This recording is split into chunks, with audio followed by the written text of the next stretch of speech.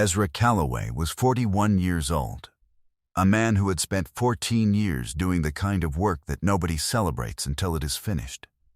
Acquisition research, asset evaluation, quiet real estate investment out of a second-floor office with no sign on the door, and a phone that rang exactly as often as he needed it to. He drove a 2016 Nissan Pathfinder with a dent above the rear wheel well that he had stopped noticing sometime around 2020. He kept his coffee in a brushed steel thermos with a small dent near the lid from the time he set it on the hood of the car, and it rolled off onto a parking structure floor. He still used that thermos every morning. He had not replaced it. On a Tuesday in February, his wife, Camille, sat across from him at the dining table they had chosen together 11 years earlier, and told him, plainly and without flinching, that she had married a loser. She had said other things too, before and after that sentence. But that was the one that stayed. She had no idea what she was standing on when she said it. Before we go any further, drop a comment letting us know where in the world you're watching from, and subscribe, because tomorrow's story is one you won't want to miss. The morning was still dark outside the window when Ezra arrived at the office the day after that conversation. He had been in that second-floor suite on Meridian Street for 9 years. The building was unremarkable. Beige paint, a real estate agency on the first floor, a tax preparation office across the hall. His name was not on the door. His name was not in any of the listing directories downstairs. That had been intentional. He had learned early in his career that the most efficient way to operate in real estate investment was quietly. Men who put their names on things were men who invited interference. The city outside his window contained, in various stages of value and development, 41 properties that he partially or fully controlled. He knew this the way he knew the contents of his thermos, without having to check. He had met Camille through a mutual friend at a birthday dinner 12 years ago. She was sharp. She laughed early in conversations and asked follow-up questions. He had noticed both things immediately. He had also noticed that she evaluated people quickly, that within 10 minutes of meeting someone, she had formed a position on them that was difficult to revise. He had taken that in. He had decided to be patient with it. He had built their life around her comfort without ever explaining the architecture. When she mentioned, in passing, that she had always wanted a house in the Arbor Hill section, the restored Victorians with the wide porches, he had spent the following 4 months researching every comparable sale in that zip code, evaluated 6 properties, and purchased a corner lot with a 1912 4-bedroom that had been sitting in probate for 2 years.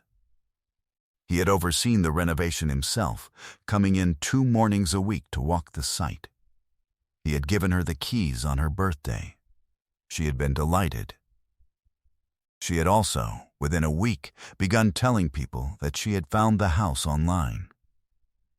He had never corrected this. He had thought, at the time, that patience was the right strategy, that the way you built something good was by not insisting on credit at every stage. He had no idea she had already been quietly deciding something else entirely, and had been for longer than he could have imagined. Then came a Tuesday in February, and everything that followed came from there. The dining room light was on when he came in from work that evening. Camille was already seated. That was the first signal. She was not in the kitchen, not on the phone, not midway through something else. She was seated and waiting. The room held its usual early February cold, the radiator clicking in the corner, the street noise from outside arriving faintly through the windows they had never gotten around to replacing. He set his thermos on the sideboard. She had dressed deliberately, not formally, but with the particular care of someone who understood that the clothes you wear to a difficult conversation send a message before the words do. She had her hands folded on the table.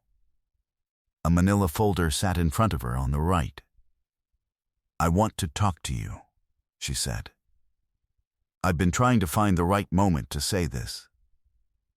Ezra sat down. She told him, in the composed sequence of someone who had rehearsed this for some time, that she was not happy, that she had not been happy for 3 years, that the life they were living, which was her word, living, as though what they had built together was something that was merely happening to her, was not the life she had imagined, that she had expected more, that she needed more, that she was honest enough to say it now rather than carry it longer. "I married a man I believed was going somewhere," she said. "I think I made a mistake.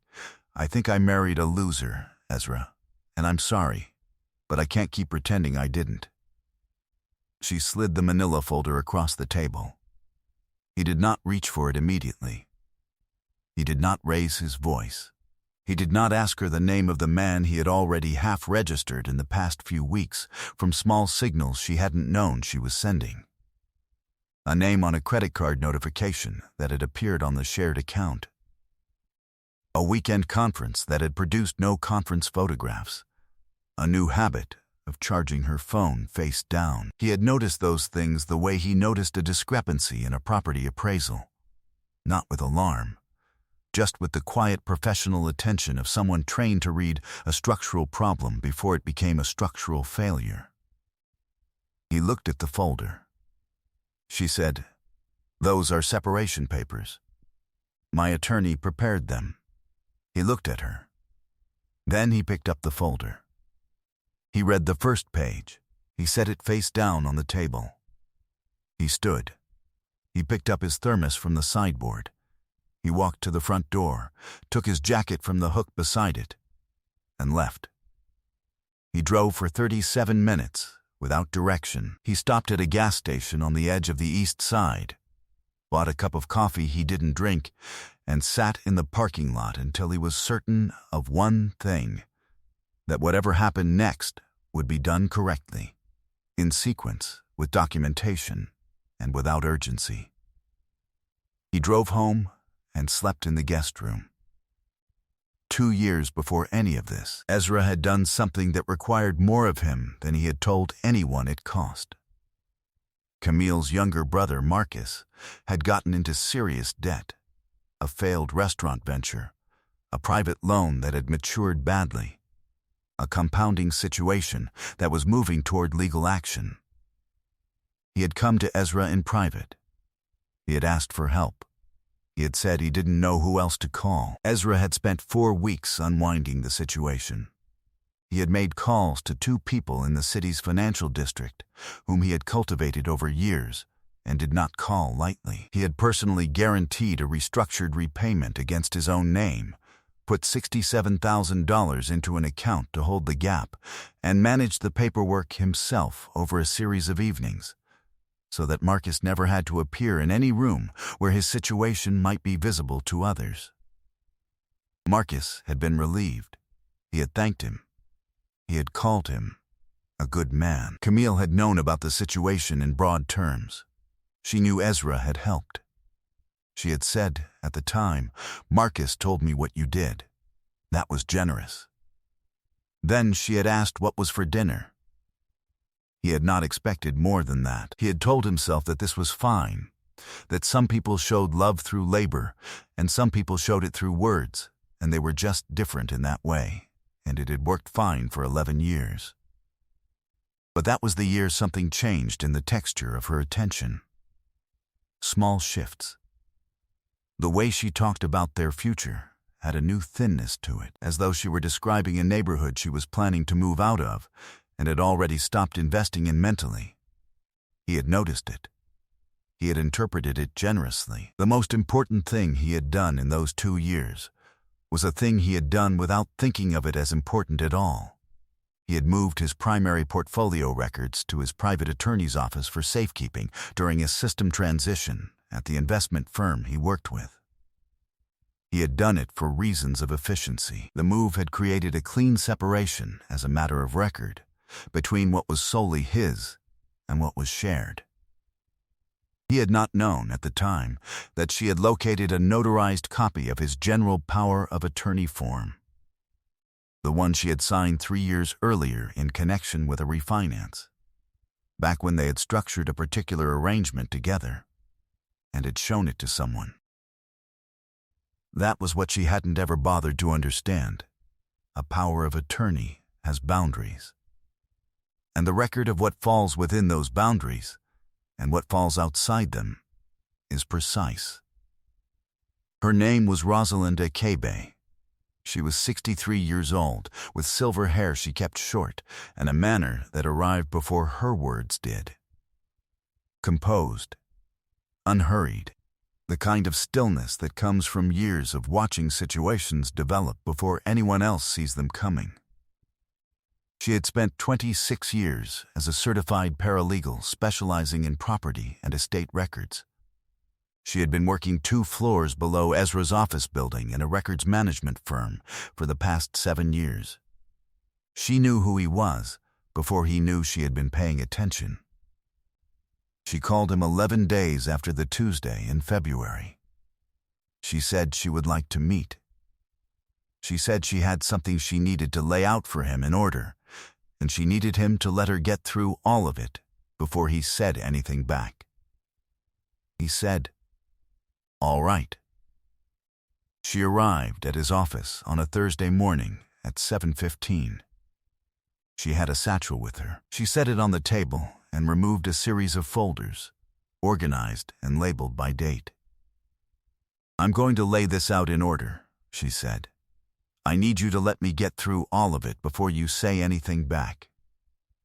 He nodded. She opened the first folder. She had been keeping records for 8 months.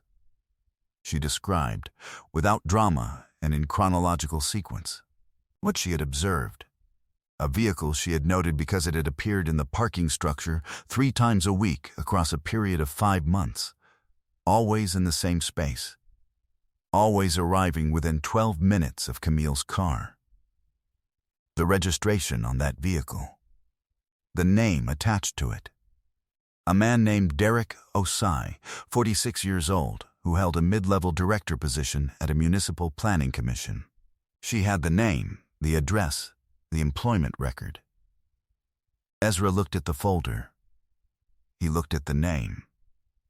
He had heard that name once before, in a context that had felt slightly out of place.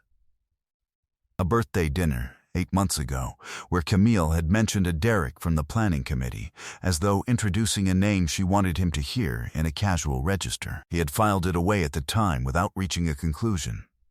Now it made complete sense. He said nothing. He let Rosalind continue. "There's more," she said. She opened the second folder. While Ezra had been traveling to evaluate a property acquisition in March of the previous year, he had been gone for 11 days.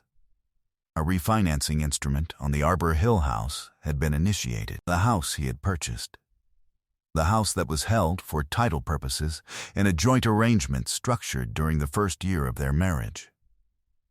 The power of attorney form she had located, the limited form, designed for a specific transaction 9 years earlier, had been presented to a title officer as authorization. The refinancing had pulled $89,000 in equity. The funds had been transferred in 2 installments. Rosalind placed the transfer records on the table, dated and stamped. The receiving account was a joint account that Camille shared with her mother, an account Ezra had not known existed, had never been on, and had never authorized. He looked at the transfer records. He looked at the dates. He set them face down on the table, in the same quiet way he had set the separation papers down 3 weeks earlier. He refilled his coffee from the thermos. "What does the power of attorney actually authorize?" he asked. Rosalind said, "That transaction is not within scope." The form was drafted for a single specified purpose in 2015. It expired upon execution. He nodded. "There's one more piece," she said. The third folder contained a corporate filing, an LLC registered 18 months ago, with two listed members, Camille Calloway and Derek Osai. The LLC had been capitalized, in part, with funds from the equity transfer. Its stated purpose was real estate development consulting. It had one active engagement on record, a project in the eastern corridor of the city, in an area where Ezra had been watching a zoning shift develop for 2 years and had been positioning to move on. He stood up from the table. He moved to the far end of it, looking at everything from above. All 3 folders, all the connections between them. He read the structure of it the way he read a site plan, not examining one element at a time, but scanning the whole layout until the sequence became visible. Where each decision had led, what had been leveraged where, how one piece had been positioned to make the next piece possible. She watched him. He said she used the house equity to seed an LLC with the man she was planning to leave with, to operate in a space she knew I was watching. Rosalind said, "That is what the documentation shows." He looked at the window. He looked back at the table. "How long have you been holding this?" he asked. "Since October," she said. "I was waiting until you were in a place to receive it." She refilled his coffee. She let him sit with it. He didn't act immediately. That was the part she had never once considered, the possibility that his patience was not the ceiling of his capability, but the foundation of it. She had read his quietness as passivity. She had read his modest habits, the same truck, the same thermos, the unremarkable second-floor office, as evidence of a man who had accepted limitation. She had made a decision about who he was from the surface of things. She had never asked what was underneath. He retained an attorney named Victor Ashe on a Monday morning, 14 days after his meeting with Rosalind. Victor had been recommended by a man Ezra had worked with for 6 years, a structural engineer who described him with 2 words: methodical. Thorough, Victor had already pulled the LLC registration and the title records before their first meeting. He had started the morning they arranged the call, at 5:47 a.m., because he said that was when his thinking was cleanest. Victor identified, within the first week, 4 distinct issues with the refinancing transaction: the expired authority of the power of attorney, the absence of co-owner consent on a jointly held asset, a discrepancy in the notarization date on one supporting document, and a title officer's processing error that had relied on the submitted form without independent verification. He laid these out in a brief that ran to 11 pages, numbered and tabbed. Each of these, individually, is a problem for her position, he said. Collectively, they constitute a civil matter that she will not want to defend. He brought in a forensic accountant named Grace Amara 3 days later. She was the kind of person who moved through financial records with the same absorption that Ezra brought to a property prospectus. Not looking for drama. Looking for the exact place where the numbers stopped agreeing with each other. Within her first review, she found 2 additional transfers he had not known about. Smaller amounts, initiated in a 15-month window, totaling $23,400. The mechanism was a joint checking account he had largely stopped using, which still had his name on it, from which funds had been moved in increments precisely small enough to avoid automated flagging. Ezra read her summary. He read it again. He set it on the desk and looked at the window for approximately 20 seconds. Then, he opened his portfolio and began reviewing an acquisition he had been evaluating for 6 weeks, because the next thing also required his attention, and there was no reason to allow one to delay the other. Camille called on a Thursday afternoon, 12 days after the separation papers. He did not answer. She left a voicemail. Her voice was even. She said she hoped they could approach this as adults. She said there was no need for things to become difficult. She said she thought they should talk before they each retained attorneys. The phrasing was smooth. She had considered the timing. She called again the following morning. The smoothness had not entirely held. The message was softer in places, and the softness had something brittle underneath it, a register that suggested she had begun to sense, faintly, that the terrain was not configured the way she had assumed. He listened to both messages once. He noted the shift in tone the way he would note a variance between a projected material's cost and an actual invoice, not with emotion, just with the specific attention of a man who understood that variances meant something. He called her on the 3rd week of March. His voice was cooperative. He suggested they could resolve the separation agreement without prolonged litigation. He said he was not interested in making it harder than it needed to be. He said he thought a mediated settlement would be in everyone's interest. She agreed before he had finished the sentence.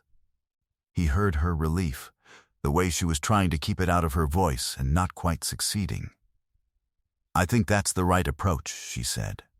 "I'm glad you see it that way." "I'll have my attorney's office send a proposed meeting date," he said. He ended the call. Victor was seated across the table. Victor looked at him. "She thinks it's already resolved," Ezra said.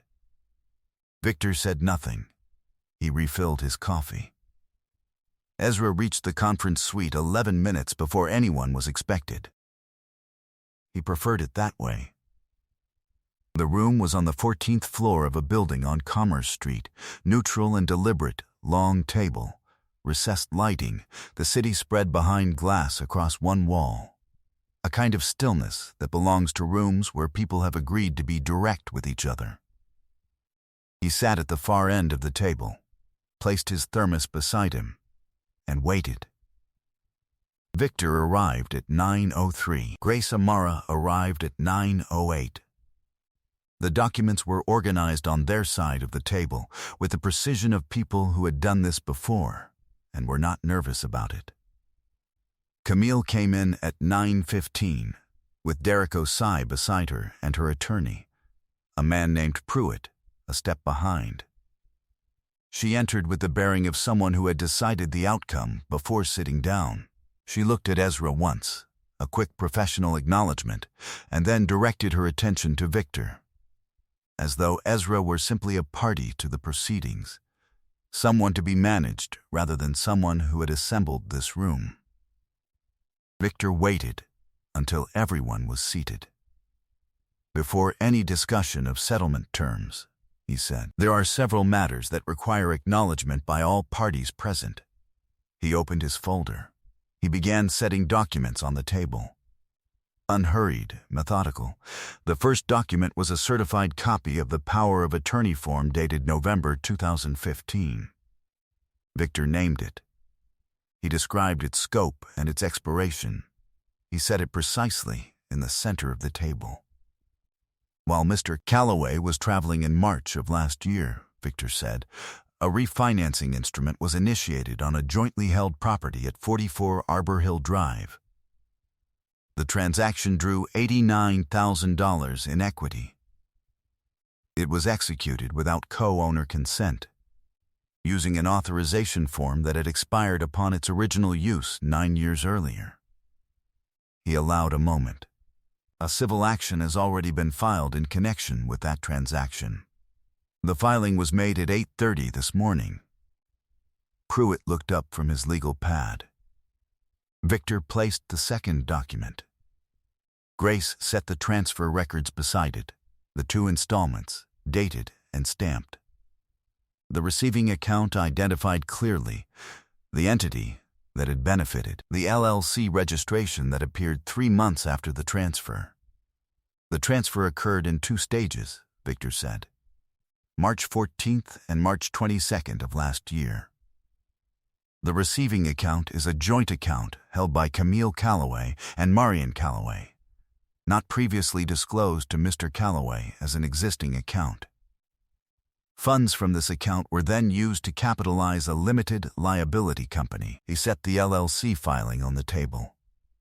registered 11 months ago. 2 members, one of whom is present in this room. Derek Osai had not moved since sitting down.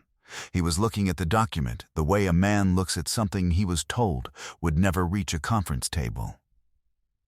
Camille's expression had not changed, but the effort required to keep it unchanged was visible to anyone paying close attention. Ezra was paying close attention. Grace placed the supplemental transfer records. Victor walked through them with the same unhurried precision. 15 months, 11 separate transactions, a total of $23,400. The mechanism, the account, the dates. I want to be specific about what we're presenting today and what we are not, Victor said. We are not making representations about criminal exposure in this room. What we are doing is ensuring that this documentation is present and in the formal record. Opposing counsel will require time to review before any settlement conversation can be meaningful. Pruitt was looking at the documents. The ease with which he had entered the room had left his expression some time in the previous 4 minutes. The room went quiet. Ezra counted the seconds. He counted to 14. "We'll allow time for review," Victor said. Ezra stood. He took nothing from the table. He had brought one folder, and it had served its purpose. He buttoned his jacket. He shook Victor's hand. He walked toward the door. He stopped at the door. He turned. He spoke to Camille directly, not loudly, not for the room. For her specifically, because what he was about to say was meant for the person who had sat across from him at a dining table 11 years ago and called him a loser. "You thought you knew what you were married to," he said. "You just never looked at the paperwork." He turned. He walked out. He did not look back. It didn't unravel in a single week. The civil filing created a lien against the LLC's equity stake in the Eastern Corridor project, the project that had been seeded, in part, with funds drawn from the Arbor Hill refinancing. Without the ability to clear that lien, the project stalled in its planning phase. Derek Osai's position at the Planning Commission became complicated once his name appeared in the civil record in connection with a private entity that had been operating in the same development corridor he oversaw professionally. He resigned from the commission in April. The LLC had no revenue and 2 legal obligations. Camille's attorney negotiated a resolution over the following 3 months. The $89,000 in equity was repaid in full. The supplemental transfers were acknowledged and structured into the settlement. The Arbor Hill house was sold. The equity split according to a revised agreement that bore no resemblance to the terms she had arrived at the conference table expecting to negotiate. Her attorney's fees consumed a significant portion of her settlement. She was carrying what she had decided to carry. Not dramatically, just constantly, the way a load that cannot be set down is carried. Ezra had not gloated. He had not needed to. He returned to his office on Meridian Street on the first Monday of May. He had a meeting at 8 a.m. with a civil engineer about a mixed-use development in the Western Corridor, a project he had been positioning for 14 months. He arrived at 7:40 because he preferred to have the room before anyone else. He sat down, opened his thermos, and reviewed the site plans until the engineer arrived. By June, he had 6 people working directly for him. A 7th was starting in August. He returned every message within the same business day. He gave timelines, and he hit them. 14 months after the conference room on Commerce Street, Ezra's firm had completed acquisition and development on 4 properties across 2 zones of the city. His name was on the permits. His name was on the contracts.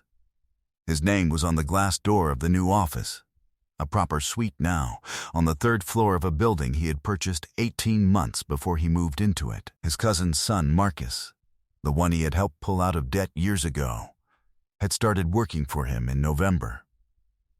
He was good with people and better with numbers than he knew. Ezra had told him so twice. There was a framed permit on the wall of the new office, the first permit he had ever pulled on his own, in 2009, for a 9-unit residential development that had taken him 4 years and most of what he had to finance. The frame had come from a dollar store and was slightly crooked. He had hung it himself, level. He noticed it most mornings. He never straightened it. On a Thursday evening in late September, Ezra sat on the terrace of the new office building, 3 floors above Meridian Street, with the city arranging itself in the early dark. He had a cup of coffee. He had finished the last of his calls for the day. Below him, the street was running through its regular evening sequence, a bus pulling away from the stop, a couple walking a dog, the lights of the restaurant across the street coming on. Nothing urgent. He thought about the dining table on the Tuesday in February and the way she had slid that folder across it as though she were closing an account that had run its balance down to nothing. He thought about that for approximately 30 seconds. Then, he went inside. He turned out the light. I hope you enjoyed that one. Be sure to like the video and subscribe so you don't miss the next story. I've got 2 more picked out that I think you'll really enjoy.